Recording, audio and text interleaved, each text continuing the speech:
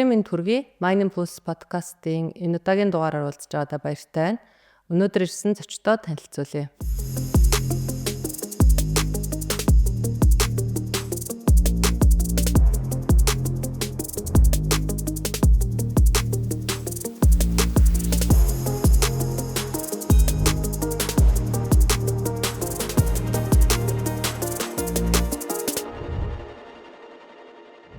За урилга хүлээж авч хүрэлцээрсэн маш их баярлалаа. Тэгээд өнөөдөр бид гурав 9240-тоогоо гурлаа байгаль орчин нийгэм засаглал гэдэг Bonds ESG-гээ сүүлийн жилүүдэд маш их яригдчихэж байгаа. Гэхдээ энэ талаар маш товчхон бөгөөд тодорхой мэдээллүүдийг бас яг оролцогч талуудад хүргэе гэж бодлоо. Тэгээд гурлаа ярьцлага эхлэхийн өмнө бас яг энэ дэлгэцэн дээр байгаа мэдээлэл рүү бас анхаарлаа түр хандуулъя. Ер нь бол яг урд нь бол ISO-г хэрэгжүүлдэг болвол хөрөнгө оруулагчид бол жоох ихтгэл үзүүлдэг те давуу тал болно, хөрөнгө оруулалт хийхэд давуу тал болно гэж үздэг байснаас хойш ESG гэдэг ойлголт гарч ирсэн те. Энэ нь бол илүү байгаль орчин нийгэм засаглалын асуудлаа чухалчлаа. Тэгэхгүй бол хэтэрхий ISO гэхээр маш олон хамар хүрээтэй болчлоо гэдэг энэ ойлголт гарч ирж явсан. Тэгэхээр энэ маань тийм үнэхээр чухал зүйл үү гэдэг дээр бас энэ PwC 2023 онд бол олон улсын хөрөнгө оруулагчдын судалгааг бас хийсэн байна. Тэгээ энэ судалгааны үр дүнгээс ингээ харах юм бол хөрөнгө оруулагчдын 76% нь бол ESG амлалтыг хэрэгжүүлэхтэй холбоотой зардлын мэдээллийг бол чухал гэж үздэг болсон байна. Тэгээ ил тод байх ёстой гэж. За мөн хөрөнгө оруулагчид бол компани нийгэм ба хүрээлэн буй орчинд үзүүлж байгаа нөлөөллүүдийн талаар илүү дэлгэрэнгүй мэдээлэл авахыг хүсдэг болсон байна. За энэ нь бол мэдээж эрсдлээ бууруулах зорилгоор тийм ээ. За хөрөнгө оруулагчдын 75% нь компаниуд нөлөөллөө мөнгөн дүнгээр ил тод тайлгнаж авах ёстой гэж үзсэн байна. За 2022 онд бол энэ 66%-аас 75% болж байгаа гэдэг нь ингээд жил ирэх тусам бас энэ үзүүлэлт нь ингээд нэмэгдээд явж байгаа юм байна. За хөрөнгө оруулалтын шийдвэрийн бас сасрахгүй нэг хэсэг болсон гэж байна. Яхаарахгүй хөрөнгө оруулалт хийхдээ эдгээр үүрэг амлалтыг чухалчилж үздэг болсон байна. За ил тод тайлагнал, за үнийн дүнбэхийн мэдээлэл бол ил тавих те энэ нь бол итгэлийг нэмэгдүүлэх нэг том өвчин зүйл гэж үздэг болсон байна. За энэтэй холбоотойгоор яг Монголд уулуурхайн салбарт юу болж байна вэ гэх юм бол за уулуурхайн ассоциацийн зүгээс бол 2018 онд бол хариуцлагатай уулуурхайн кодекс буюу 5 ийм хамрах хүрээтэй стандартыг нэвтрүүлээд баггүй хугацаа өнгөрсөн байна тий. Бараг 7 жил гаруй энэ стандартыг бас бид нар танилцуулаад оролцогч талуудад бас өрөг үжийг нь сурталчлаад явж байгаа. За ингээ харах юм бол энэ 5 асуудлыг харах юм бол яг л манай сулбарт тулгамдж байгаа асуудлуудыг илүү сайжруулах, засах зорилгоор бас яг энэ хамар хүрээ бол тодорхойлсон. Компани засаглал, ил тод байдал, хөдөлмөрийн харилцаа ба хөдөлмөрлөх эрх, хөдөлмөрийн аюулгүй байдал ба эрүүл мэнд, байгаль орчны хамгаалал, орон нутгийн хөгжил ба олон нийтийн оролцоо гэдэг. За өнгөрсөн жилийн хувьд бол бид нар доктортой уулуурхайн төлөө стандарт гэдэг Канадын уулуурхайн ассоциацийн боловсруулсан стандартыг авсан. За үүн дээр бол байгаль орчны хамгаалал, орон нутаг ба хүмүүс гэсэн ерөөсөө хоёрхан хамар хүрээтэй. Тэгэхээр ингээд илүү хамар хүрээ бол ерөөсөө л хүн байгаль гэдэг л юм ойлголт гарч ирж байна. За тэгээд олон улсын ESG гэдэг ойлголтын дээр бол яаж уялдаад байгаа юм бэ? Энэ доктортой уулуурхайн төлөө стандарт гэдэг ингээ харах юм бол байгаль орчны хэсэгт нь уур амьсгалын өөрчлөлт, биологи альянз байдал хамгаалал, амьтан урамлыг хамгаалах, орчны бүртлийг бууруулах гэх тээ. За нийгэм талынх нь бол хүний эрхийг хүндэтгэх, олон нийтэд зөв харилцах, нутгийн иргэд малчттай асуудлыг ярьж сонсож шийдвэрлэх, орон нутагт хөрөнгө оруулалт хийх гэдэг. За засаглалын хувьд бол ил тод байдал тээ. За хуулийн дагуу үйл ажиллагаа явуулах, авилга хууль зөрчлөөс зайлсхийх, татвараа шударгаар төлөх гэдэг. Тэгэхээр түрүүний үзүүлдэг Канадын уулуурхайн ассоциацийн стандарт, за Монголын уулуурхайн үндэсний ассоциацийн гаргасан энэ хоёр стандартын хэрэгжилтийг хангахад байгаль орчин нийгэм засаглалын шалгуур үзүүлэлтүүдийг бол бүгднийг хамрах юм боломж бүрдсэн. Ингээд эндээс харах юм бол бид нар олон жил хариуцлагатай уулуурхай гэхлээр байгаль орчны асуудлыг ярьдаг байсан бол энэ нь ийм өргөн цар хүрээтэй маа тий нийгмийн асуудлууд орж ирэх ёстой. За компани засаглал дээр ялангуяа ил тод байдал гэдэг тий. За хуулийн хэрэгжилтийг хангах гэдэг. Тэгэхээр яг энэ сүүлийн жилүүдэд өрнөж байгаа үйл явц бол бас стандартын хэрэгжилт бол тийм жигд биш байна. Яг биелэлт бол хангалтгүй байна гэдэг нь харагдаад байгаа. Маш олон уулуурхайн үйл ажиллагаатай холбоотой асуудлууд гарч ирж байна шүү дээ. Авилгал, албан тушаалын гэмт хэрэг гэдэг ч юм уу. Тэгэхээр бид нар хангалттай бас ил тод засаглалыг хөгжүүлж чадсан уу гэдгээс нь бас ингээ харах хэрэгтэй юм шиг байна. Тэгэхээр өнөөдөр Монгол улсад яг ESG-ийн биелэлт хэр байна. За энэ дээр бас яг бид нар тухайн хэрэгжүүлж байгаа төслийн санхүүгийн гүйцэтгэлд бас энэ маань эргээр нөлөөлж чадж байгаа юу гэж ерсэн хоёр экспертээс яриагаа одоо асууж эхлэе. За баярлалаа. Юуны мөн подкастта урьж оролцуулсанд талархаж байна. Тэг яг өөрийнхөө судалж мэдсэн хүрээндээ бас мэдлэг мэдээлэл хуваалцахдаа таатай байна. За яг ер нь бол захирлаа сая хэллээ те ингээд байгуулагч нийгэм засаглалын асуудлуудыг маш их өргөн хүрээгээр ингээд ярьдаг болсон. Тэгээд гэтэл яг бодтой хэрэгжилт үр дүн хэр гарч ийнэ гэдэг дээр асуултын тэмдэгтэй байгаад байна. Тэг яг би бол ингэж бодож байна. Ер нь бол бас цаг хугацаа ордог те альва юмд бол цаг хугацаа орно, хөгжлийн төлөвшлийн бас ирэн байна тийм ээ. Тэгэхээр бол бид нар нөгөө туулах шатуудаа бол яг тэр шатараалаар нь л явж байгаа болов. Гэхдээ мэдээж хэрэг бас манай компаниуд маань дор бүрээ яг мөн чанарыг нь аягүй сайн ойлгоод яагаад энийг хэрэгжүүлэх хэрэгтэй юм бэ гэдгээ ойлгоод эхний алхмуудаа хийгээд явчих юм бол миний одоо гол одоо хүмүүс түгээдэг зүйл бол ерөөс тэгж сүрдэх хэрэггүй, айх хэрэггүй, хэрэгжүүлэхэд аягүй хэцүү биш, ерөөсөө зардалтай биш, ер нь бас нэг сайн ойлгоод мөн чанараа барай явчихад бол тийм хүндрэлтэй зүйл ерөөсөө биш. Тий арга олчвол ерөөсөө хүндрэлтэй зүйл биш. Харин ч эсэргээр магадгүй та хэдэд зөндөө олон даваа талыг авчирч байгаа юм шиг гэж хэлмээр байна. Хөрөнгө оруулалтыг одоо хийж байгаа хөрөнгө оруулагч бол илүү энийг одоо харж шийдвэрээ гаргана гэдгээд хувь нь ингээд нэмэгдсэн байж тээ. Тэгэхээр энэ бол эдийн засгийн хувьд авчирч байгаа одоо бас эерэг үзүүлэлтийн нэг мөн баг тий. Ботол судлаачийн хувьд. Тэгэхээр байгаль орчин нийгэм засаглал ESG одоо бид нэр товчлуудаас bonds гэж ярьдаг. Тэгэхээр өмнө бол бидэд за 10 жилийн өмнө ч юм уу арай өөр зүйл ярьдаг байсан тий. ESG bonds гэж ярихаас өмнө нийгмийн хариуцлагын тайлан гаргах, за дараа нь доктортой хөгжил гэдэг асуудлаар одоо сүүлийн одоо 5 жил ч юм илүү хүчтэйгээр ESG ярьж байна. Тэгэхээр одоо би ч гэсэн бизнес эрхлэгч байсан бол энэ бол мэдээж толгой иргэн.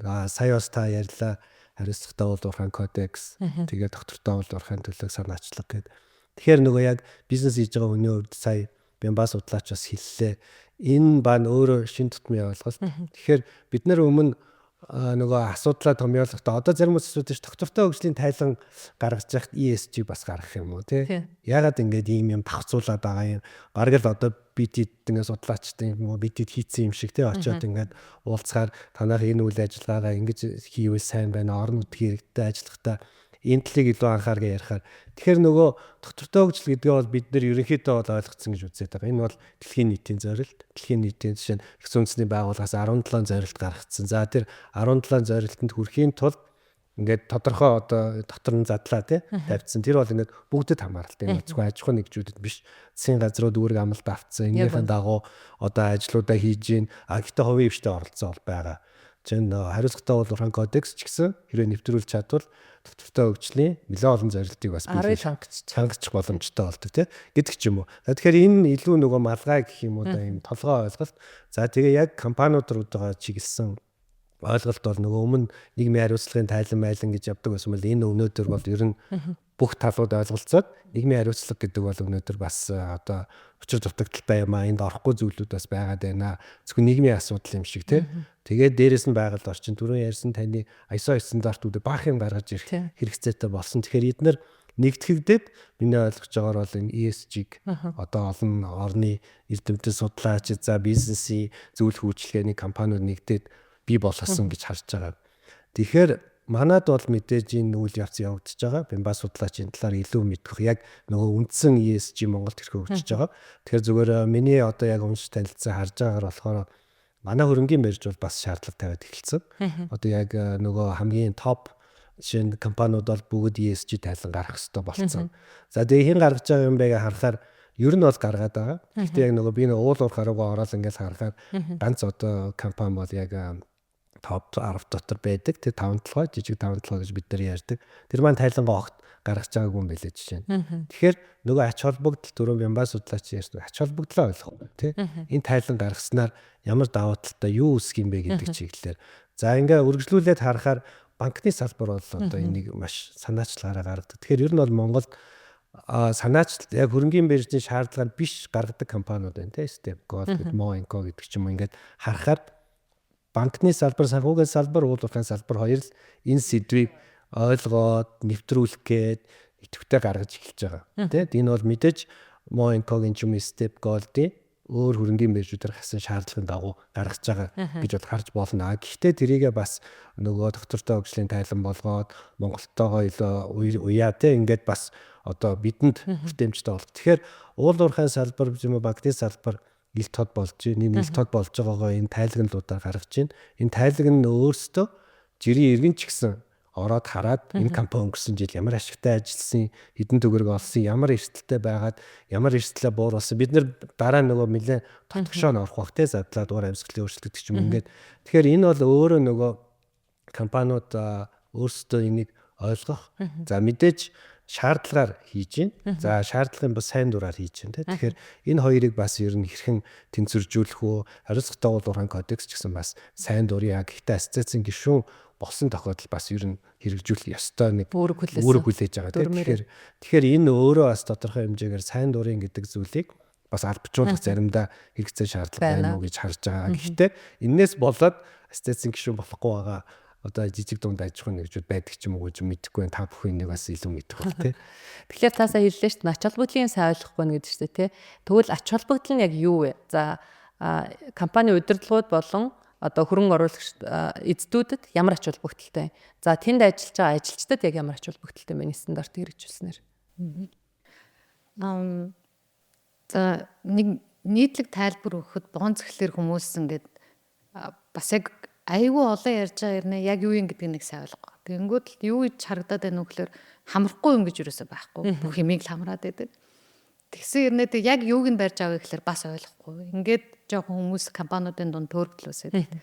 За ач холбогдол гэх юм бол яг хоёр хувааж харж болно л доо. Нэг нь болохоор гадаад хүчин зүйлсээс хамаарсан одоо хэрэгцээ шаардлага байна. Нөгөөх нь бол тухайн компанийн өөрийнх нь дотоод хүчин зүйлс гэж ойлгож болно. Гадаад хүчин зүйлсд бол мэдээж хэрэг за эхний ээлжинд бол нэр төр тэр компани одоо явуулж байгаа үйл ажиллагаа олон нийтэд таниулах гэдэг тийм хүчин зүйл байж болно. За гэхдээ хамгийн том хөшөөрөг нь бол мэдээж хэрэг санхүүжилт байгаа. Манай эдийн засагтэй одоо энэ зах зээлийн эдийн засаг бол бүгдээрээ нэг өөр хоорондоо холбоотой тоглогч нар байдаг учраас гол одоо хөрөнгийг нийлүүлж байгаа бүгд санхүүгийн зах зээл мань өөрөө энэ шаардлагуудыг тавиад эхэлсэн учраас одоо тэрийг хүлээж авч байгаа компаниуд маань яалтчгүй даахаас өөр аргагүй болж байгаа гэсэн үг тийм. Тэгэхээр энэ ингээд нөгөө нийт ингээд дид бүтцийг ингээд харах юм бол нэг талдаа хөрөнгө оруулагч нар тэрийг дамжуулж байгаа банк санхүүгийн байгууллагууд банк санхүүгийн байгууллагатай мэдээж одоо хөрөнгөний бирж юм уу банкуд орно тийм. Нөгөө талд нөгөө манай үйл ажиллагаа явуулж байгаа компаниуд гэсэн. Тэгэхээр зэрэг тэр дамжуулагч одоо өөрхийг гүйцэтгэж байгаа компаниудад хамгийн түрүүнд тэр нөгөө хэрэг шаардлагыг нь тавиад эхэлж штэ тийм. Цаана дээдлийн нөгөө одоо бүр гадаадын хөрөнгө оруулалтын сангуудаас ч юм уу нөгөө их үүсвэр талаасаа тэр шаардлагуудыг тавиад ирэхлээр дамжуулагч нар нь хэрэгжүүлэх шаардлагатай болон дамжуулагч хэрэгжүүлж байгаа учраас компаниуд тийм ингээд бас дагаад хэрэгжүүлэх шаардлагатай болж байгаа юм л да. Тэгэхээр хэрэгтэй юу үгүй юу гэдэг дээр бид нар тэр хөрөнгөний зах зээл санхүүгийн зах зээлээс манай компаниуд хөрөнгө мөнгө татах шаардлага байгаа юу үгүй юу гэдгээс л одоо шалтгаалж байгаа. Шаардлага байгаа бол уучлаарай та дагаж хэрэгжүүлэх хэрэгцээ үүрэг байх юм байна. Үгүй бид нар өөрөөсөө ингэж болгоод явж байна гэвэл заавал тэрийг даах шаардлагагүй ч гэж болно шүү дээ. Тийм. Батал нэг юм байсан. Зүгээр яг дотоод талдаа гэдэг юм бол бас айгүй олон талын ач холбогдолтой. Тэр чинь өөрөө ингэж нөгөө энэ олон үйл ажиллагаа явуулж байгаа компаниуд дундаас стратегиороо ялгарч гарч ирэх дотоодынхаа эрсдлийг бууруулах гэд бас ингэж зөндөө олон давуу талууд л бий л дээ. Зөв. Таны хувьд. Тэгэхээр ач холбогдлыг сая ерөнхийд нь Бямба судалгаач маань хэлжлээ. Тэгэхээр Монголд бид нэр ач холбогдол нь юу гэж болох вэ те? Тэр дундаа жижиг дунд компаниудын хувьд одоо нөгөө ер нь бол дөрөв бие жишээнүүд дурдсан те одоо energy resource гэдэг ч юм уу ингээд ихэнх хувийн тэр дундаа гадны хөрөнгөний мэржээр гарцсан ч юм уу бол бас хариуцлагатай томоохон дунд зэрэг компаниуд бол манай үндэсний ч гэсэн компаниуд бол доктортой хөгжлийн тайлан үгүй бол ESG гэдэг ч юм ингээд гаргаа яваад байгаа тийм. Тэгэхээр доктортой хөгжлийн тайлан дотор бол ESG агуулгыг багтаагаад гаргадах боломжтой гэж би бол бас ойлгоод байгаа. ESG тайлан гэдэг дахиад нэг юм гаргадаг ч юм уу тийм. ESG-г нэвтрүүлж ийн гэж дахиад нэг ажил хийхээс илүү. Ягаад гэвэл доктортой хөгжлийн маань үндсэн одоо жишээ болгоод л ярил л да. Одоо Energy Resource компани гэхэд бид нар Өмнө Говь аймагт ингэж ажиллана. Өмнө Говь аймагт нөгөө алсын хараа тийм. Өмнө Говь аймгийн боловсролын салбар гэдэг ч юм уу одоо нөгөө үндсэн зорилго чиглэлүүд тэрний доор яг ESG-ийн олгож байгаа давуу тал юу вэ гэхээр нөгөө тоогоор орж ирэхтэй. Бид нар одоо яг хэдэн ажилтнтай юм хөдөлмөрийн аюулгүй байдлыг одоо ямар байдалтай байлгах, аваар ослохгүй яаж ажиллах гэдэг ч юм яг нөгөө бодит тоонуудыг гаргаж ирэх хүлэмжийн ялгарл хүлэмжийн ялгарлыг хэр бууруулахын оюутлахаа жишээ нь одоо цахилгаан одоо том юунд машин нэвтрүүллээ гэж мэдээ гарч ирсэн гэдэг ч юм. Тэгэхээр тэр чинь нөгөө яг бодит тоогоор нөгөө гүйцэтгэлээ хянах боломжтой. Тэгэхээр ESG гэдэг бол зүгээр нэг ингээд нэг ярьдаг юм хий хоосон зүйл биш. Барьж болох зүйл гэж харж болно. Тэгэхээр нөгөө компани өөрийнхөө эрчим хүчний хэмнэлтийг хийснээр өнөөдөр цахилгааны үн ингээ ер нь бол өсөх хандлагатай байгаад байна шүү дээ. Тэгэхээр тэр хэмнэлээс тэр компани одоо эрчим хүчээ хэмнэснээр ямар хэмнэлт гаргаж болох юм гэдэг ч юм. Ингээд бодит үйл бас эрсдэл боломж те нөгөө үйл ажиллагаа доктортай аж тасалдахгүй байж. Тэгээ одоо бензиний хомсдол үүслэх гэхэд бид нэр цахилгаан машинтай байгаад тохиолдолд цахилгаан машинуудаараа тодорхой хэмжээнд бас үйл ажиллагаа явуулаад байх гэдэг ч юм. Ингээд нөгөө эрсдлээ бууруулна гэдэг нь эрсдэл өөрөө бид нар бүгдээрээ мэдж байгаа одоо сүүлийн үеийн олон судалгаа за Ernst Young ч юм уу сая PwC ч юм уу бүгд топ 10 уулуурхай эрсдэл гэж гаргадаг ш. Тэрний ихний 2-3-т бол ер нь бол тэгэл ESG за орон нутагч гэдэг ч юм уу эсэргүүцэл нөгөө нийгмийн лицензийн асуудал бол байнга орж явж байгаа. Тэгэхээр энэтэй яг нүүр тулах боломжтой зүйл бол энэ ESG хэрэгжүүлэх тодорхой тоонуудаар хэрэгжүүлэх нөгөө жишээ нь орон нутгийн харилцааны сэдв рүүгээ яваад ороход нөгөө өргөдөл гомдлын менежменттэй механизм байна уу, бүртгэж авч гин үү, иргэдэд хариуг нь өгж гин үү, энэ хариу өгөхгүй харилцахгүй байгаа шалтгаалаад үйл ажиллагаа зогсох хүртэл арга хэмжээ болох эрсдэлтэй энэ бол дэлхийн нийтээр л байгаа эрсдэл гэдэг ч юм уу. Тэгэхээр миний нөгөө хэлэх гээд байгаа жижиг дунд компаниудын хувьд болохоор бас хөшөөрөг харьцангуй бага байгаа одоогоор. Тэгэхээр одоо сая жишээ нь хэрвээ алт 3 хөтөлбөр ч юм ингээ явсан бол бас банк санхүүгийн байгууллагын зээлийн асуудал яригдчихсэн. Тэрнтэй бол жишээ нь ууж ихтэй хэрэгтэй л байгаа юм л да. Тэр компаниудыг энэ сэдв рүү оруулах, энэ өөрөө компани байгаль орчны асуудал, нийгэм засаглалын асуудал, дотоод үйл ажиллагааг нь сайжруулах боломжтой тий. Тэгэхээр нөгөө манай бас банк санхүүгийн байгууллагууд ер нь бол нөгөө тоск санаачлага гэл ер нь бол бас энд нэгдээд анхны баг энэ гайдлайн стандартын хөгжлийн хэвсүүлсэн байгууллага хөгжлийн бүтээлтэй гаргаа яваад байгаа. Тэгэхээр хариуцлагатай уулуурхайн кодекс нэгдэж байгаа компаниудын хувьд ч гэсэн энэ алхмуудыг хийж байгаа. Тэгэхээр нөгөө жижиг дунд компаниудын хувьд бол энийг нэлээдээ ойлгож өөрсөнд нь ашигтай байх. Тэр дундаа өөрсдөд нөгөө буцаагаад үр ашигаа бол санхүүжилтийн бол хамгийн чухал хэрэгсэл. За бусад олон даргасан нэг ярьсан чухал зүйл бол эрсдэл бол. Яг өнөө одоо тойрын хэлсэн бүх агуулгууд ороо дээрэн зурх нөгөө орхигдсон ганц юм хоёр юмыг хэлэхэд одоо бид нар бол урд нь нөгөө апстрим буюу энэ ч нөгөө шаардлагуудыг дээр нь тавьчихдаг хөрөнгө оруулах та тэгэнгүүт нөгөө компаниуд за хөрөнгө оруулах шаардлагагүй л ингээ хийгээ авчиа гэдэг ингээ тоохгүй байгаа дээ шүү дээ. Одоо нөгөө даунстрим буюу төсгөл дээр нь шаардж байгаа. Худалдаа авах чинь за ийм одоо этиктэй ийм одоо шалгуур үзүүлэлтийг хангаагүй бол худалдаж авахгүй гэдэг ийм юу тавингууд нөгөө илүү хэрэгжүүлэх тэр нөгөө шаардлага хэрэгцээ нь улам их нэмэгдсэн. Хоёрдугаар нь ч нөгөө бүтээгдэхүүнийхээ үнцнийг нэмэгдүүлэхэд маш өндөр үүрэгтэй болцсон. Тэгээ яг бид нараа сайн ингээл ярьжлаа 5 жил гаруй ингээл эрчтэй ярьлаа шүү дээ ESG гэдэг. Тэгээ энэ бас ямар асуудал олон улсад үүссэн бэ гэхлээр за үндэстэн дамсан том корпорациуд Африкт ивд үйл ажиллагаа явуулж Өмнөд Америк, Аз ч гэдэг юм уу Австрали гэдэг ингээд өөр газруудад үйл ажиллагаа явуулаад тэр болгоно нь өөр нөгөө ESG-ийн одоо тайлан гаргац. Ягаад гэхээр нөгөө барьсан нэг юм байхгүй. Тэгэл за Риогийн одоо стандарт эсвэл ICMM эсвэл Copper Mark гэл зэсийнхэн бол одоо нөгөө хариуцлагатай зэсгэл тий. Эсвэл алтныхан Gold Council-ийн нөгөө Cyanide Code гэдэг ч юм ингээд нөгөө янгууд буцаагаад нөгөө дүгнэх гэхээр хөрөнгө оруулагч нарт асуудал үүссэн. Тэнгүүд за тэгвэл бид нар ерөөсөө нэгтгэг яа.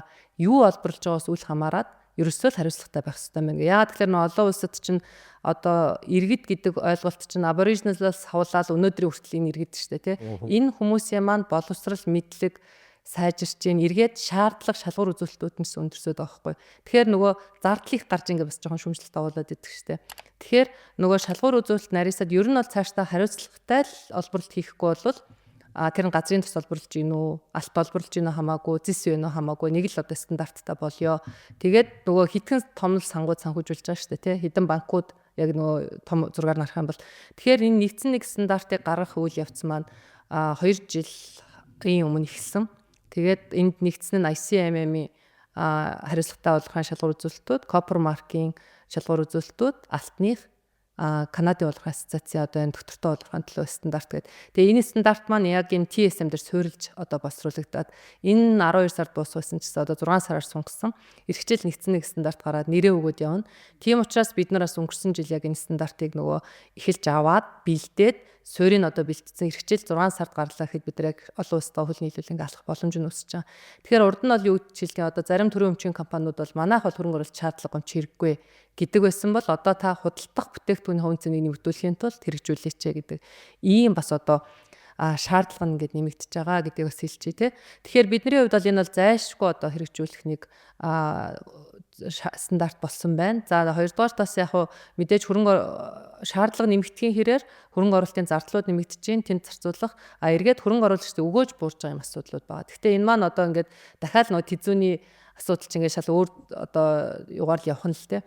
Тэгэхээр бид нар яг энэ компанид одоо гарч байгаа зардал гэж хараад байдаг шүү дээ те. Энэ зардлыг одоо яг ийм менежибл түвшинд барихын тулд тэгсэн мөртлөнгөө бас энэ шалгуур үзүүлэлтүүдийг хангахын тулд бас хэрхэн одоо юм өөрт хялбар амраар ингэж ажиллах боломж байж болох ба. Одоо энд бол ялангуяа манай салбар чинь маш олон түвшний компаниуд шүү дээ. Жижиг, дунд, том гэдэг ингээд харах юм бол. За сая бол ингээд нөгөө тайлагнах олон ингээд шаардлагуудын талаар ярьлаа шүү дээ тий.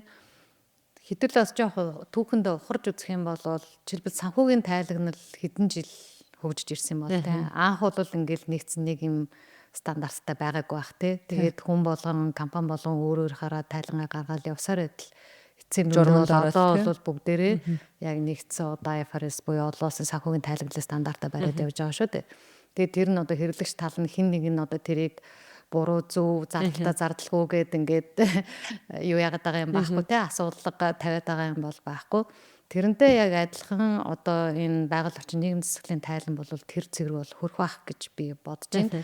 Одоо бол ингээд заавал биш байсан учраас ингээ олон сайн дурын үндсэн дээр за зарим нэг талаар бол за ялангуяа юм нөгөө зохицуулалттай байгууллагуудын тухайд заавал мөрдөх ёстой ингээд олон стандартууд үүссэн. Энэ сүүлийн жилүүдэд одоо яаж нөхлө бас нэгдэж байгаа, нийлж байгаа аль болох бүх стандартуудаа нэгдсэн одоо тийм евро сувг руу оруулж ин тэ нэгнээр нь тайлагдсан бол заавал бүгдээрнгээр нь тайлгнах шаардлагагүй гэх мэтчлэн ингээд бие биенлэгөө хүрэх боломжуудыг нээж өгж штэ. Тэгэхээр явандаа бол ер нь хөрөнгө оруулагч нарын тавиад байгаа бид нар санхүүгийн тайлангаа аваад уншдагтай адилхан ер нь бонзын тайланг шууд аваад уншихад бүх одоо нөгөө мэдээлэл бэлэн байж ах тэр хэмжээ рүүгээ бол явж төхөх. Тэрийг бол яагаад бид нарын тайлан гарах ёстой юм энэ бол зардалтай байна энэ гэдэг бол асуудал тавигдгаа болох болов гэж бодож байна. Зардлын тухайд бол зөвхөн одоо бонзын зарчим шаардлагыг хэрэгжүүлэх гэж тусгаалаад гараад байгаа зардал харьцангуй гайгүй гэж би бодож байна. Ер нь бол одоо тэр байгууллага хийх ёстой үйл ажиллагаанда хийж байгаагаа зөв хийж гэнэ үү? Зөв хийж байгаагаа зөв тайлгнаж хажил гэж байгаа. Түүнээс одоо бонз хэрэгжүүлэхгүй байгаа хоёрын хооронд одоо тийм илүү одоо зөрүүтэй тийм өндөр зардлын шаардлага бол байхгүй гэж бодоод байна. Зөв. Үйл ажиллагааны хувьд одоо зардал дээр хэр очиад нэмэгдэж ирэх бол үйл ажиллагааны хувьд мэдээж сая бямбай асуудлаач бас хэллээ. Энэ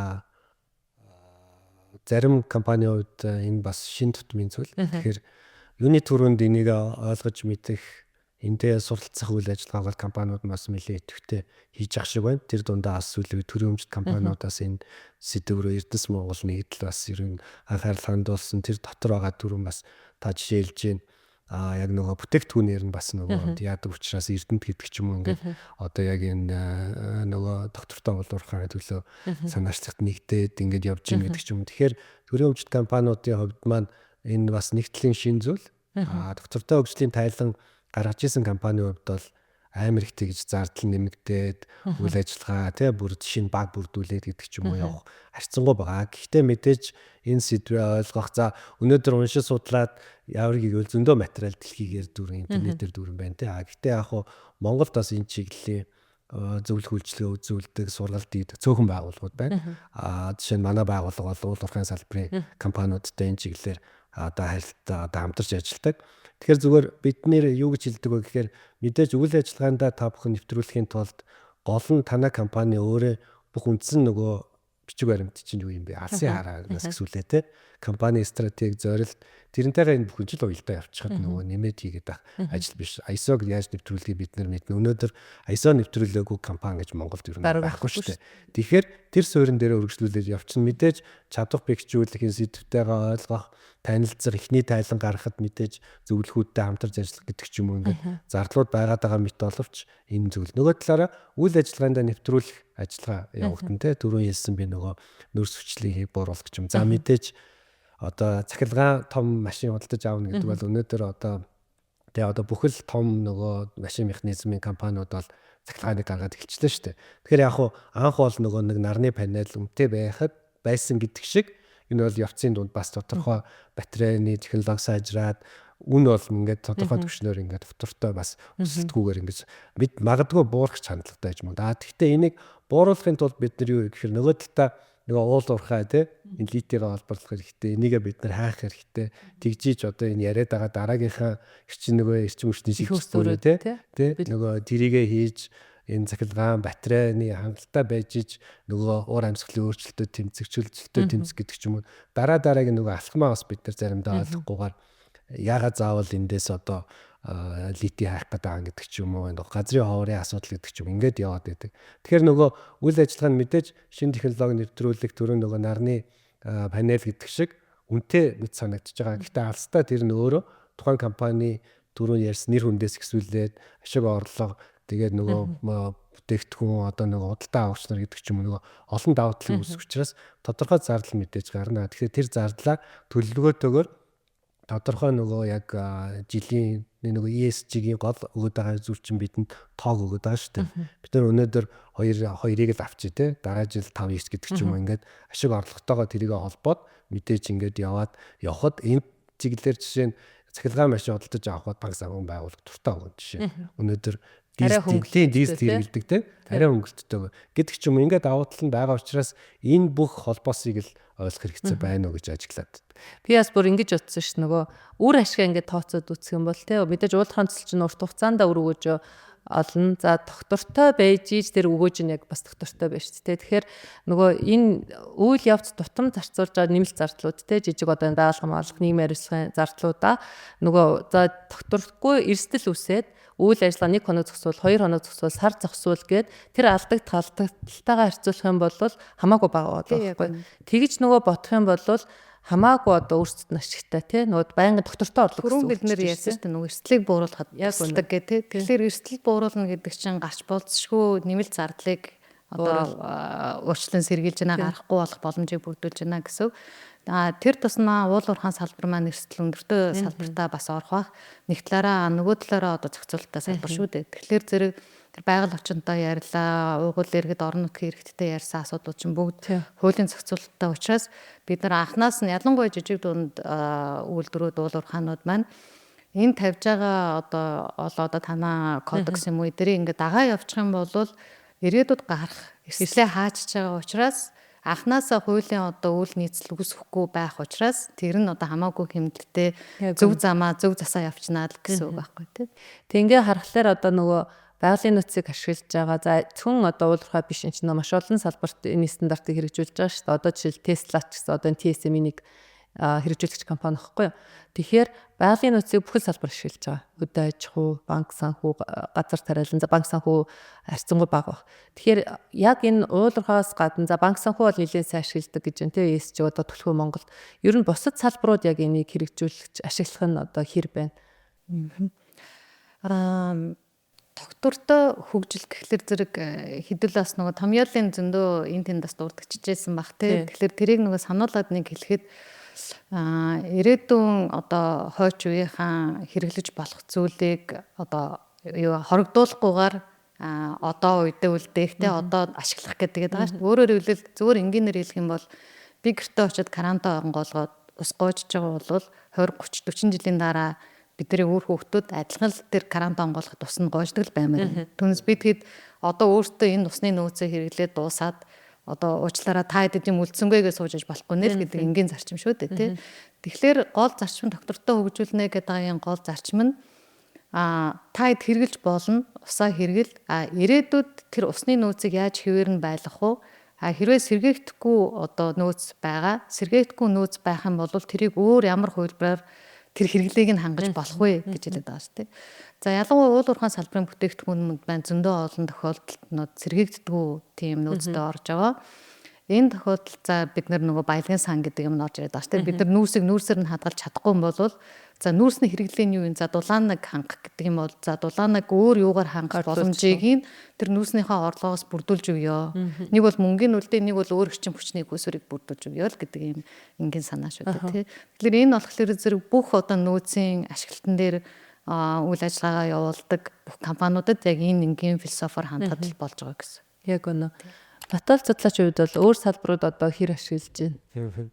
Тэгэхээр өөр салбарууд мэдээж бид хэд одоо хөрөнгөний биржийн жишээ нь Тайланг нэг хаяа ороод харахад хөрөнгөний бирж дээр тайлангаа гаргасан компаниуд бол бас одоо нөгөө хувьцаагаа гаргасан компаниуд Апу гэдэг ч юм уу тий Говь гэдэг ч юм уу бас бус салбаруудын тайлангаа бол гаргадаг тодорхой хэмжээнд яг хүнсний салбар шүү дээ. Хүнсний салбар за нөгөө Говь бол жишээ одоо хөдөө аж ахуй гэдэг ч юм уу тий. Тэгэхээр нөгөө шаардлага нь байгаа болохоор гараад байна. За тэгээд бас тодорхой хэмжээний удирдлагын манлайл гэж бид ярьсан. Тэгэхээр удирдлага энийг үр ашгийг ойлгоод жишээ нь Апугийн бүтээгдэхүүн, Говийн бүтээгдэхүүн ч гэсэн зөвхөн Монгол зарагддгүй тийм. Дэлхийд энэ гарч байгаа брэнд. За өшөө ноолуурын өөр олон брэндүүд байгаа тийм. Хамбог тас хэрэгжүүлдэг гэдэг. Хамбог тийм. Тэгэхээр тэр компаниуд энийг яагаад хэрэгжүүлдэг түрүүн тань ирсэн хэрэглэгчийн үнэлэмжийн асуудал байгаа. Бид нар өнөөдөр Хамбогдын энэ ноолуурын бүтээгдэхүүн ямар үе шатаар явсан юм бэ те. Яг нөгөө анх нөгөө яг л одоо нөгөө ямааны үржүүлээс ихсүүлээд худалдаа авагч нар ч хардаг болцсон нэг видео яваал буу юм болж ирсэн шүү дээ Монголын ямаар ингэж амар бараг л тамалж самнагдсан байна гэсэн нэг утгатай юм яваа те. Тэгэхээр нөгөө өнөөдөр бидний идж байгаа махан бүтээгдэхүүнүүд ч гэсэн экспортоор гардаг боллоо тодорхой хэмжээнд Арабын орнууд руу гэдэг ч юм уу. Тэгэхээр энэ шаардлага нь өөрөө тухайн орнууд жишээ нь өндөр стандарт тавиад эхлэхээр манайхан дагаад хийж чадаад байгаа юм. Яг үнэ. Тий, хийж тавихгүй байгаа салбарууд гэдэг ч юм уу ингээд нэг өнөөдөр арга заасан байдлаар тэр дундаа банк санхүүдний холбоогоо түрүүн таваас төрийн өмчт компаниудыг дурдчихжээ. Тэгэхээр төрийн өмчт компаниудын хувьд жишээ нь Эрдэнэс 5 толгой бонд гаргахын өмнө нэлээд бас өөрчлөлтүүдийг хийж чадсан шилэн компани болж чадчихсан тухайн үед яг нөгөө худалдаа авалттай холбоотой судалгаа хийж хахад яг харж ирсэн. Тэгээд бонд мод дуусаад тэгээд бэтмэ томлогдоод тэрний дараа ороод харахад нөгөө байж исэн зүйлүүд чинь байхгүй вебсайт өөрчлөгдсөн. Ингээд Google-ээр хайхаар гарч ирээд дараад аваад орохоор байдаг. Яг вебсайтын нөгөө зэсүүд рүү нөрхө харагдах байлуу тэгдэг гэдэг ч юм. Тэгэхээр нөгөө яг хуу тэр вебсайтын өөрчлөлтөөс болоод харагдахгүйсэн гэж магадгүй.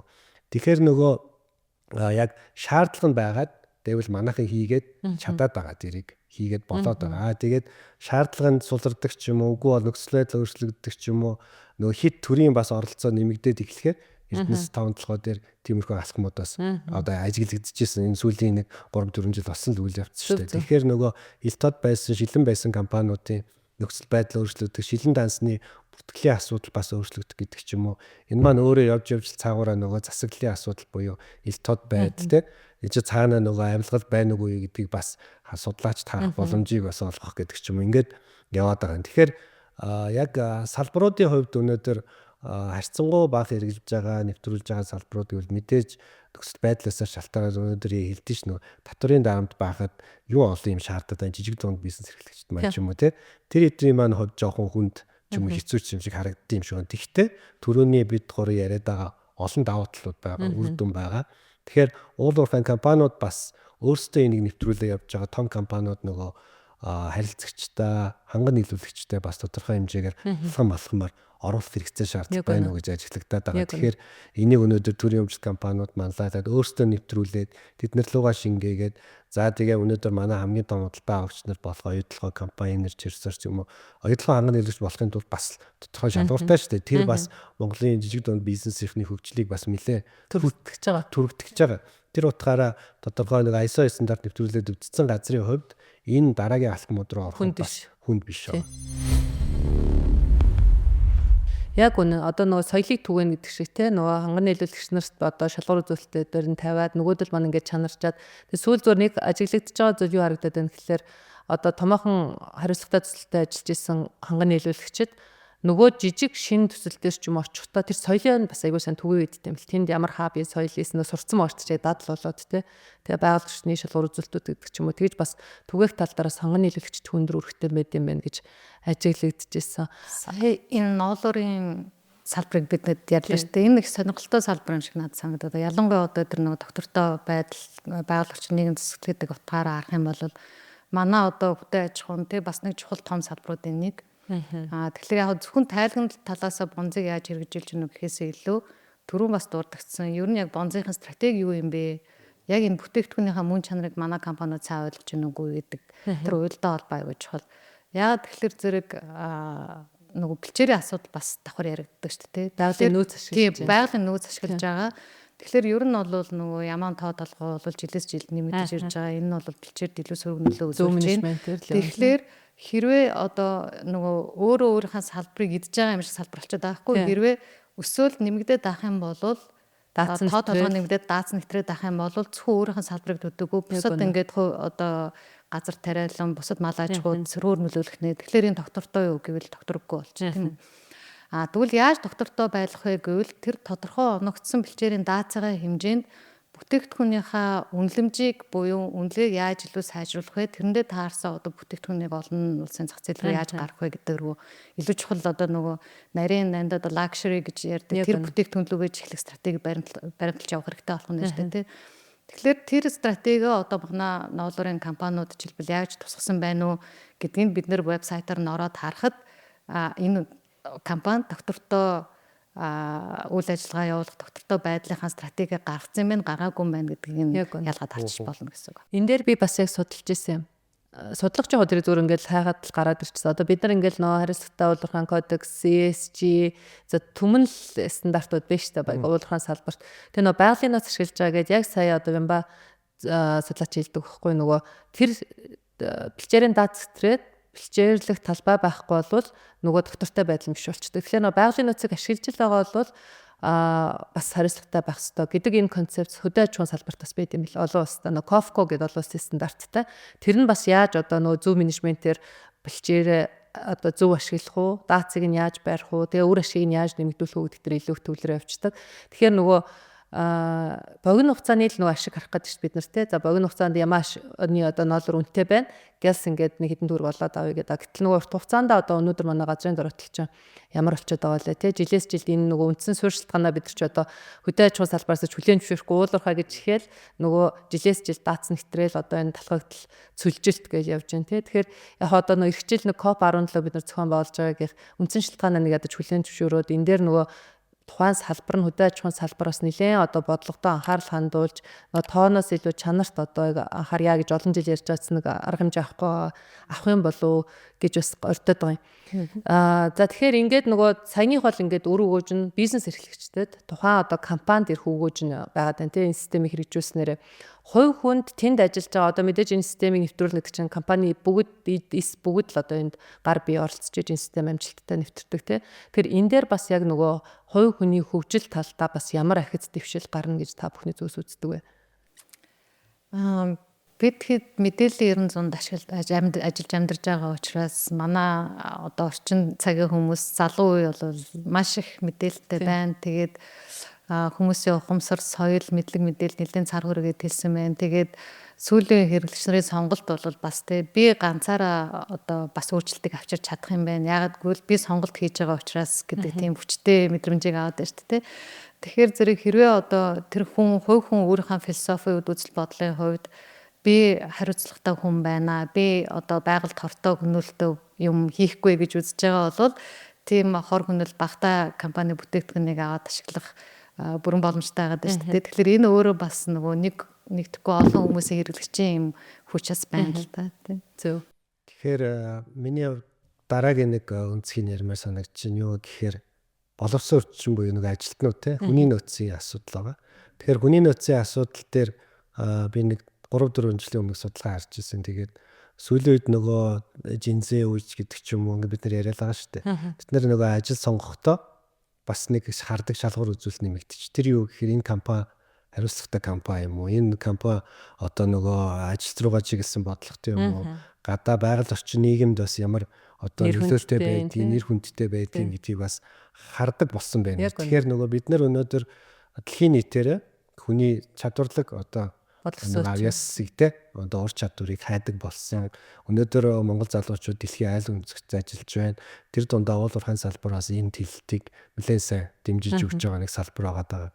Тэгэхээр нөгөө ажилтнууд, залуучууд шинэ одоо нөгөө хүний нөөц маань компаниас хардаг болсон. Тэгэхээр нөгөө захирлууд маань зөвхөн цалин ч юм уу нөхцлөөс гадна танай компани одоо нэг вебсайт руу ороод харахад ядаж наацхийн мэдээлүүд нь байна уу? Бид нар одоо чинь Норд Урын компанийн хувьд чинь бид нэр одоо яг энэ тэдэн одоо бүтээгдэхүүн үйлдвэрлэдэг тим ашигтай ажилладаг. За тэгтээ бид нар буцаагаад энэ хөдөө аж ахуй газар тариалангийн салбар болон энэ зөвлөлт болон энэ үйл ажиллагааны эсрэг ийм арга хэмжээ хийдэг гэдэг тайлбар мэдээлэл нь байна. Хөрөнгө оруулалт хийдэг гэдэг ч юм уу. Тэгэхээр нөгөө эхлээд ажилд орохын өмнөх ийм нэг сонголттой өнөөдөр аж ахуйн нэгжүүд за тулгарч байна. Хоёрдугаарт мэдээж ажиллаж байгаа ажилтнуудын хувьд ч гэсэн ер нь бол энэ үнэлэмжийг харах, миний ажиллаж байгаа компани, миний ажиллаж байгаа салбар ямар хувь нэмэр оруулж байгаа эдийн засаг нийгэм байгаль орчин мэдээж уул уурхайн салбар үйл ажиллагаа нь өөрөө байгалийн нөөцийг ашиглаж байгаа учраас байгаль орчинд бол нөлөөлж идэг. Тэр утгаараа ESG гэдгийг нэг том баг нь бол байгаль орчин байгаа. Тэгэхээр манай улс бол байгаль орчны хууль дүрм журмууд бол хангалттай сайн гэж хардаг. Энийг хамгийн гол нь хэрэгжүүлэх, за хяналттай асуудал болж байгаа бол тэр дундаа хариуцлагагүй уулуурхай гэсэн нэг нэр том гарсан нөгөө нин жанр гэдэг ч юм ингээд нэр том яваад байгаа шүү дээ. Түүнээс нь одоо яг энэ тайлангаар гаргаад зөвшөөрлөө аваад яг хариуцлагатай ажиллаж байгаа компаниудын хувьд бол энэ асуудал байгаль орчин яг л хуулийнхаа дүрм журмыг дагаад явчихад байгаль орчин гэдэг хэсгийг баг ер нь ингээд хаачих бүрэн боломжтой хэсэг байгаад байгаа. Тэгэхээр тухайн компани ажилтнууд тэр дундаа яг энэ байгаль орчны сэдвээр ажиллаж байгаа хүний хувьд ч гэсэн энэ ESG компани нэвтрүүлэхээр дахиад шинэ зүйл суралцах, олон улсын нөгөө одоо хөгжилтэй үйл нийлүүлж халахаар боломжийг ажилтнуудаа өгч байгаа. Тэр утгаараа тэр залуу боловсон үрчин компанид ажиллах, за мэдээ цаашаа дэвшилж ажиллах, олон улсад гарч ажиллах, манай компаниуд ч гэсэн явандаа олон улсад уул уурхайн төсөл хэрэгжүүлэхэд бид бэлэн боловсон үрчиндээ байх юм боломжийг бий болгож байгаа учраас энэ олон бас нөгөө ажилтан хүнийхээ хувьд бас энэ зүйлүүдийг нэлээд хардаг ажилладаг болсон. Өөрийн үн цэнэ нэмэгдүүлдэг. Би болохоор одоо 2004 оноос бараг байх. Яг систем дээр хэлж ажиллаж эхэлчихсэн ISO дээр бороогийн урахад байхдаа. Тэгээ одоо ч бараг 21 жил болж байгаа юм шүү дээ. 20 гаруй жил. Тэгэхээр 2000 үгүй 6 оноос андуур чинь 17-8 жил.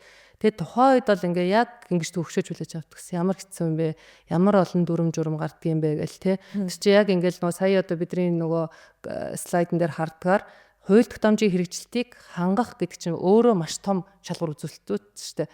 Нэг компани хууль тогтоомжийн бүртгэл гаргаад хийн гэдэг маань одоо бүхэл хууль дүрм журм заавар гэл ингээл ороо авчиж байгаа шүү дээ. Тэгээ эн чинь зөвхөн нэг шалгуур үзүүлэлт нь болчихж байгаа шүү дээ. Тэгээ эрсдлээ тодорхойлох гэж риск assessment тэгээ энэ аль нь ямар эрсдэл байгаа нь тэрийг яаж бууруулах юм, багасгах юм, арилгах юм, яаж урьдчилан сэргийлэх юм гэдэг юм ингээд.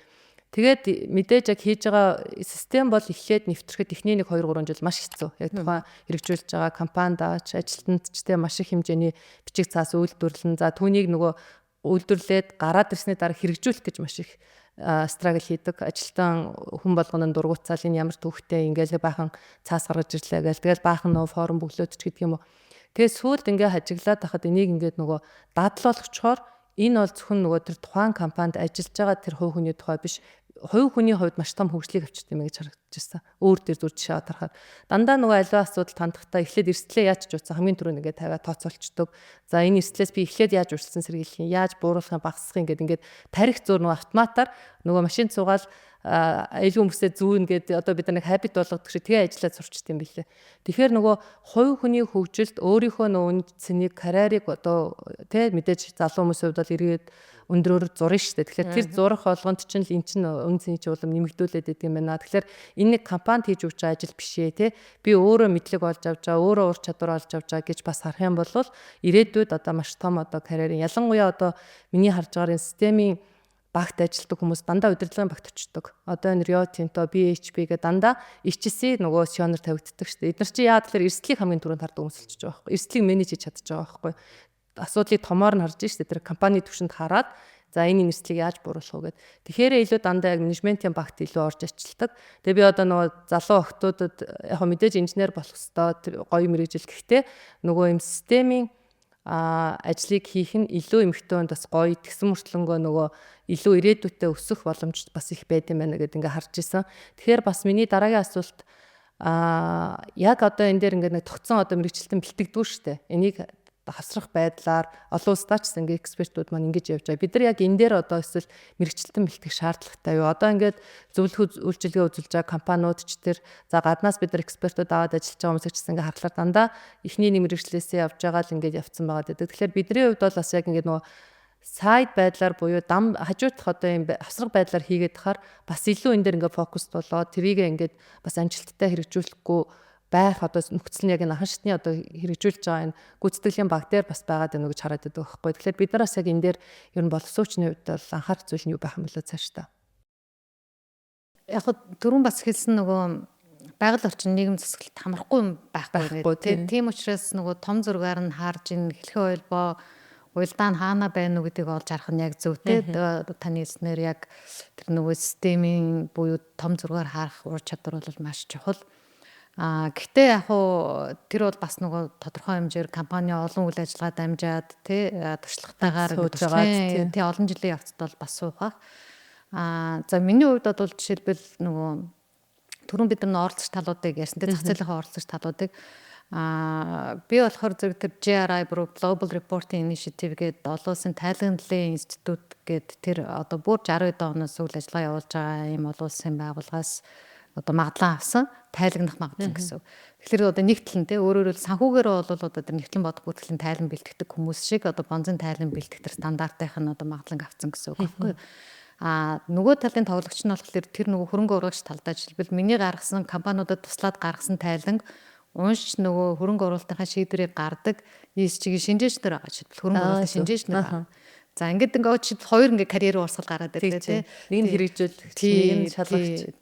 Тэгэхээр зэрэг одоо би хинт миний тайлангийн хэрэглэгч хэн бэ гэдгээ бодож байгаа. Тэгээ тэр хүнд яг ямар мэдээлэл хэрэгтэй вэ гэдгээ бодож аваад ингээд боловсруулаад гаргах нь шүү дээ тий. За ер нь бол яг ингээд тэрнтэй яг ингээд адилхан компани ингээд үе шат болгон дээр нь миний хийж байгаа үйл ажиллагаа, миний хийж байгаа ажил манай компани бонзын стратеги энэ ерөнхий чиг хандлагад яаж нөлөөлж байгаа миний хүн нэмэр юу вэ гэдгээ айгуусаа ойлгох явах нь айгуу чухал байдаг л да тий. Тэгэхээр энэ шат дараалал процесс болгон дээрээ тэрийг суралцаа явуучихлаэр зөвхөн одоо бонцод зориулж ингээд сурна гэдэг бас нэг шаардлага бол байхгүй юм шиг харагдаад байна. Гэхдээ тэр мэдээлэл бол мэдээж хэрэг нийтэд байгаа юм чинь тийм чиглэлээрээ ингээд мэрэгшээд явахад яг нөгөө эслийн удирдлага энэ төр чинь бас одоо ингээд эрүүл мэндийн үйл ажиллагааны хүний нөөцтэй холбоотой гэдэг ингээд зөндөө олон эсэл байгаа тэр болгоноор ингээд мэрэгчлэгтэй яг л адилхан л гэж ойлгож байна. Зөв.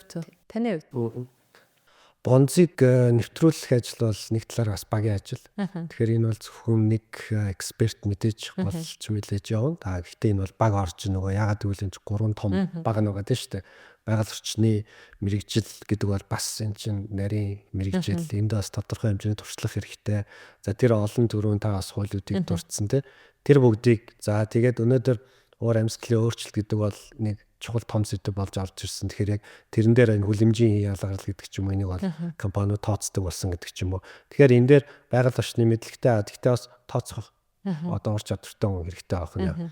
Нийгмийн асуудлыг бол хүн болгон мэддэг юм шиг хардаг. Гэхдээ энэ дотор бол бас олон чухал асуудлууд байдаг тийм. Хүний эрхийн асуудал. Хүний эрхийг мэддэг юм шиг мөртлөө хүний эрх дотор ч бизнес ба хүний эрх гэдэг бүр нүбийн маш том зарчим байна. Тэрийг ингээд уншаад суухад айгүй олон асуудлууд ирдсэн байж байгаа. Олон зүйлийг багтаацсан байж байгаа. За орон нутгийн иргэдтэй харилцах гэдэг бол өөрөө баг нэг том бас нэг юм судлагдах юм болоо явж штэ. Миний одоо өөрийнхөө судалгааны ажлыг, докторийн ажлыг хийж байна.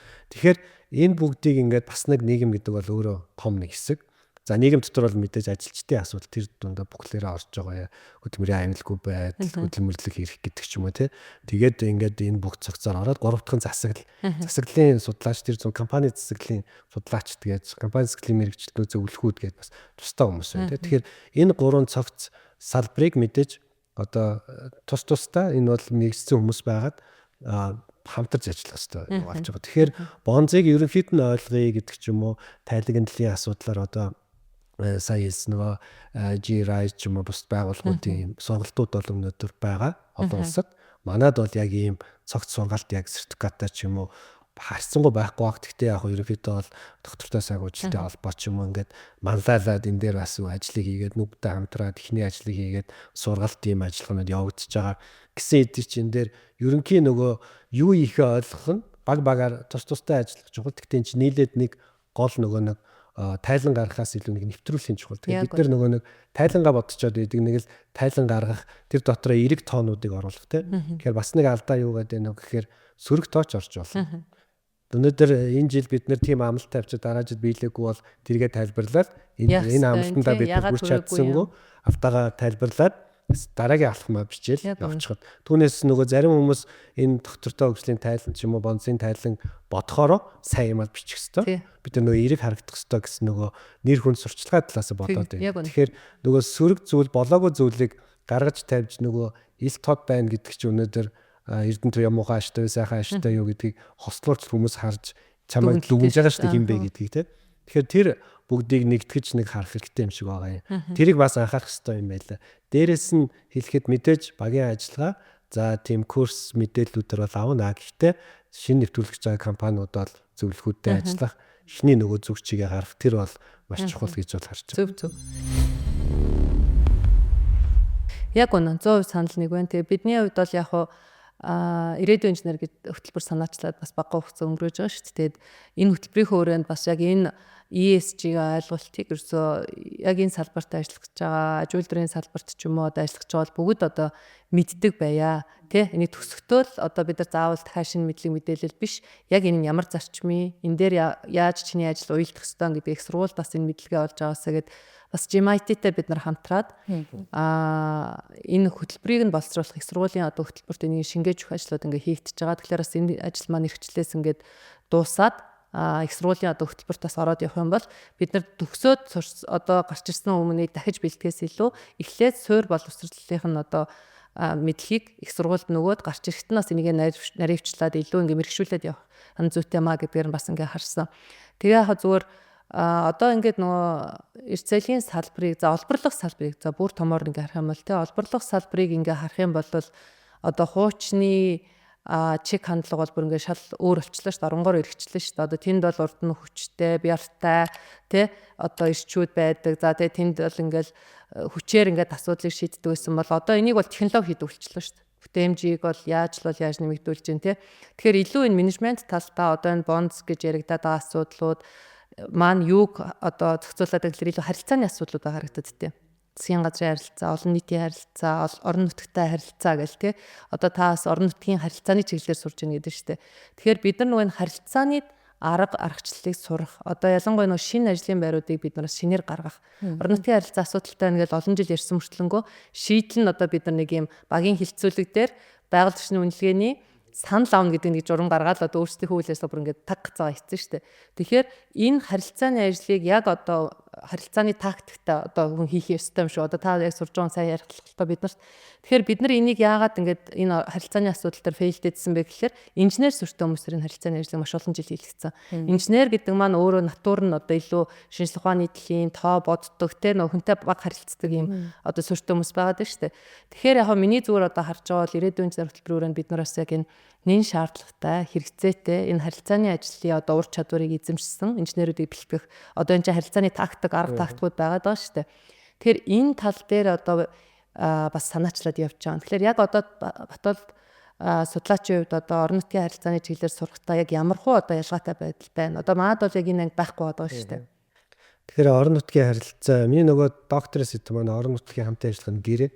Гэрээр нь бол гэрээг суурлаа явж байгаа. Гэхдээ 10 оноос хойш ер нь бол орон нутгийн харилцааны сэдвээр ингээд талуудтай ажиллаад явж байгаа. Тэгэхээр орон нутгийн харилцааны энэ бол ажилтан буюу мэрэгчлэн гэдэг бол бас нэг мэрэгжил болоод хөгжөө явж байна. Энийг харамсалтай нь ямар нэг робот ч юм уу нэг одоо бид нэг айдас байгаа шүү дээ. AI гарч ирээ. Тийм болохгүй нэг ажлын байр бол зайлшгүй байгаа. Бас Австрал, Канадыг дөөрэж болохгүй. Тэгэхээр бид нэг өөрийн гэсэн онцлогтой бидэд уугуул иргэд гэж ярихаас илүү бид бүгдээрээ монголчууд малчид тэнд одоо өвөг дээдсээс олон жил сурсан амьдарсан малаа бэлчээдэг. тэр хүмүүстэй харилцах гэдэг бол бас нэг өөрөө ур чадвар гэдэг нь тэр хүмүүсийг очиж худлаа ярьж паналдаж ажиллаа явуулах бол биш. Тэгэхээр орон нутгийн харилцааны мэрэгчлэн гэдэг бол өнөөдөр зайлшгүй яг нэг тулгарсан компаниудад бас нэг ямар хүн байлгах вэ гэдгийг айгүйх ботсон нэг тийм ажлын байр байгаад байгаа. Тэгэхээр энэ ур чадварыг зүгээр товчхон дурдаад ярихад таны түрүүний ярьсан тэр харилцааны хүнтэй ядаж нэг малчин иргэнтэйгээ за сумын дарагтайгаа ороод нэг нүдрүү нь хараад мэдлэлчдэг сайхан гар барьчдаг. Эрэгтэй эмэгтэй ч хамаагүй шүү дээ тэр чинь. Үсээ өвд ерөөсөө яриаггүй. За тэгээд наадам соёл уламжлаа мэддэг те нэг наадмаар орохдоо ч юм уу одоо цагаан сараар орохдоо нэг хөөрөг бариад явдаг ч гэдэг юм. Ингээд нөгөө наад захын өөрийнхөө уламжлаа мэддэг те. Тэр бол жишээ нь Австралч юм Канад байхгүй шүү дээ. За нөгөө талаасаа тэр хүмүүс маш их харилцааны ур чадварыг бисаа ерөөхдөө нийлжлээ. Тэгээд нөгөө сэтгэл зүйн юм бас одоо тамирт хийхээдэг юм гэх юм уу да. За тэгээ мэдээж тэр хүн олон цагаар олон өдрөөр малчтаар хөдөөгөр явах тийм чадвартай гэдэг ч юм уу гэр бүлийн тэрийг нь ойлгоход мэддэг гээд. Тэгэхээр энэ өөрөө тийм асар олон ур чадвар. За тэгээд компанийн талаар мэдлэг мэдээлэлтэй, байгаль орчны талаар бас жоохон ойлгочтой. За манайх ямар технологи ашиглах гэж байгаагаа ядаж алтныхоо шороо орд юм уу те. Тэмцээ орд юм уу, эрчим хүч яах гэж ингээд асар их мэдлэг мэдээлэл дунлаж идэг. Тэгээд бас холбон тоглогч. Яг үнэ. Тий захиралтай менежертэй бачны юмыг ойлгуулах, өөртөө шингээгээ боловсруулаад дамжуулдаг, албан бичгийн болон харилцааны нөгөө ур чадвар гэдэг. Тэгэхээр энэ мэрэгжлийг ингээд төгс хийх үнээр бас хэрвээ гэдэг. Тэгэхээр бэлтгэн зөв байна уу? Бэлтгэн зөв. Энэ ур чадваруудыг мэдээж гаргаад за мэдээж учиргүй бакалаврын боловсрал гэхээс илүү мастер ч юм уу те тодорхой нийгмийн шилдэг ухаан одоо байгаль орчноор ч юм уу сурсан хүн энэ чиглэлээр сурах боломжтой. Үгүй бол ядаж тодорхой хэмжээний жилийн курс гэдэг ч юм уу те энийг одоо ихтэй сургуулиуд заан судалгааны байгууллагууд одоо манай байгууллагч юм ингээд хамтраад ийгээд ингээд ассистенттэй хамтраад те практик дадлагыг очиж хийдэг. Одоо ингээд ийм байдлаар энийг сурахгүй бол компаниуд маань өөрөө түрүүний таны хэлснээр геологчд маань харьцахад шууд харьцдаг хүмүүс. Геологчд бол энэ ур чадвар хангалттай байдгүй учраас геологийн төслүүд хабынхаа харьцаж чинь тийм геологийн төслүүд яг амжилтгүй яваад байгаа бас нэг шалтгааныг юм бол гэж хараад байгаа. Манай геологч чинь бас тэр дундаа яг нэг 40-с дээш 50-с дээш насны геологчд маань нөгөө хуучин бол геолог хайгуул бүх юмний эхлэл мөн. Тэгвэл орон нутгийн харилцааг анхаарахгүй байдаг. Бид нэр хайх ёстой, хийх ёстой, энэ байхгүй бол уулуурхаа байхгүй. Тэр бүгд үнэн боловч нөгөө харилцаагаа ямар тактикаар хизэнээс эхлээд ямар мэдээлэл өгөөд яаж явах вэ гэдгээ нөгөө гарахгүйгээр явчихаар нөгөө маш сайхан хайгуулын төслүүд өнөөдөр бас явахгүй болоод байгаа нэг жишээ байна уу гэж хараад.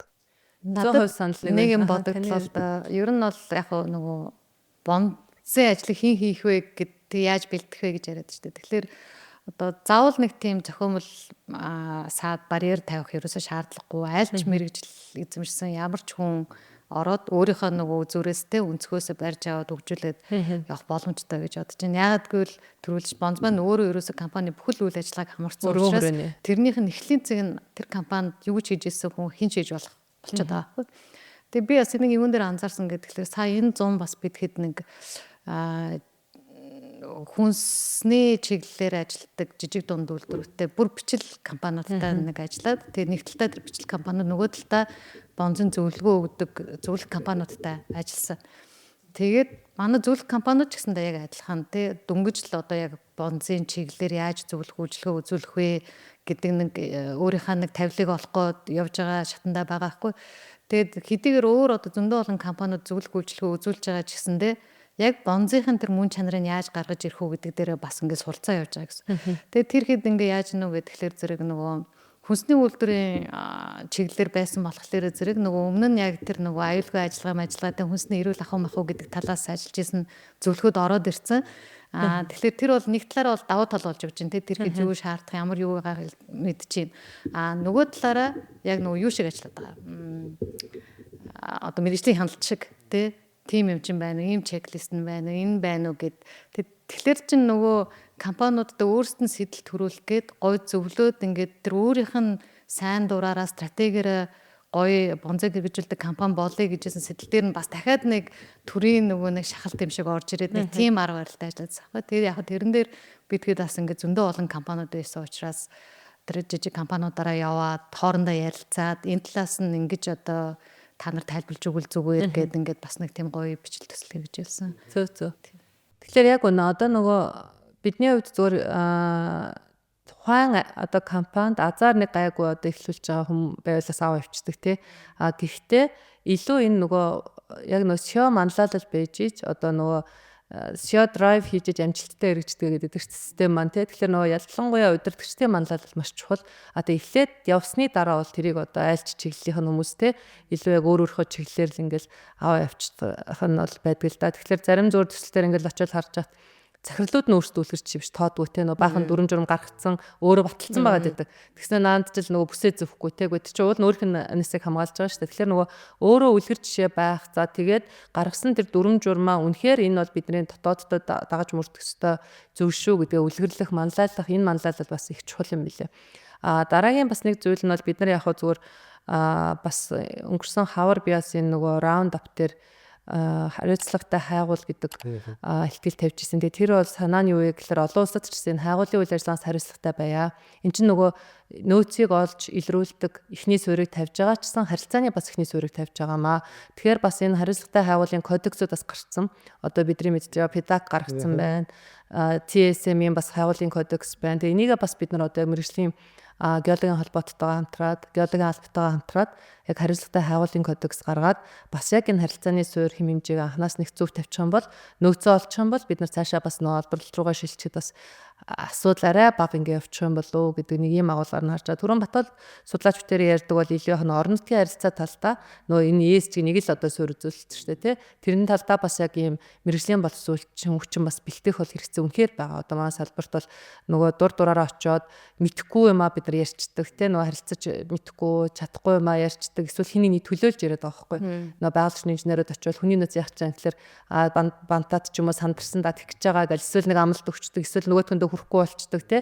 Өөрөө мэдхгүй за тэр зөвшөөрөл нь яасан гэхээр нэрээ тэгж байгаа байх гэл.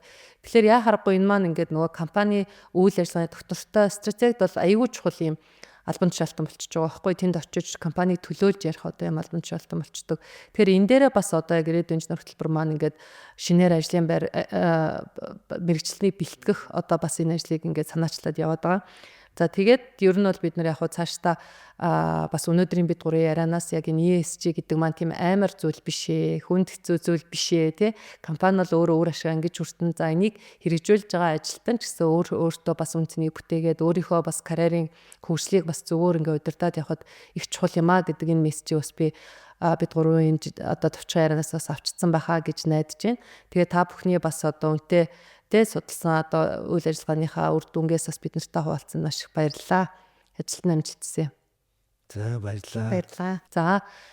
За ингээд өнөөдөр бас бид бүхэн байгаль орчин нийгэм засаглалын асуудлаар ирсэн зочдтойгоо сонирхолтой яриа өрнүүлж чадсан байхаа гэж найдаж байна. Мегмар гариг бүр Mining Pulse подкастын шинэ дугаараар иргэ уулзъя баяртай.